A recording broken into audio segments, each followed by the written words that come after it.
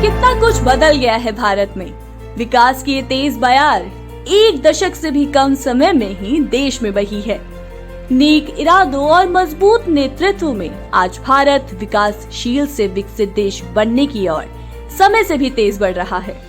9 साल ही तो हुए हैं प्रधानमंत्री श्री नरेंद्र मोदी जी को देश की बागडोर संभाले हुए, लेकिन इन 9 सालों में आज देश कहां से कहां पहुंच गया है, इसकी कल्पना शायद किसी ने नहीं की होगी। देश में हुए इस बदलाव की गूंज न सिर्फ देश में बल्कि विदेशों तक में सुनी जा सकती है। हाल ही में वैश्विक वित्तीय सेवा फर्म मॉर्गन स्टैनली ने अपनी एक रिपोर्ट में कहा है कि भारत एक दशक से भी कम समय में बदल गया है। India equity strategy and economics, how India has transformed in less than a decade नामक रिपोर्ट में देश में इस बदलाव का श्रेय प्रधानमंत्री श्री नरेंद्र मोदी जी को दिया गया है, जिनके पदभार संभालते हुए 10 बड़े बदलाव हुए, जिसने देश की दशा और दिशा दोनों ही बदल दी। महज 10 साल से भी कम समय में भारत विश्व व्यवस्था में एक महत्वपूर्ण स्थान हासिल करने की ओर है, और ये सब संभव हो पाया है प्रधानमंत्री जी के न्यू इंडिया के विजन के चलते। पिछले 10 साल में भारत में कॉर्पोरेट टैक्स की दर 25% से नीचे रही है, जबकि 24 मार्च से पहले परिचालन शुरू करने वाली नई कंपनियों के लिए ये 15% पर बनी हुई है।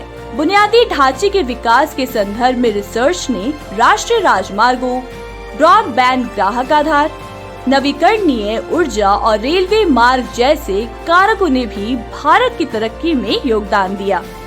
मॉर्गन स्टैनली ने 18 मई को कहा था कि भारत चालू वित्तीय वर्ष 2023 से 2024 में 6.2% की दर से वृद्धि करने के लिए तैयार है।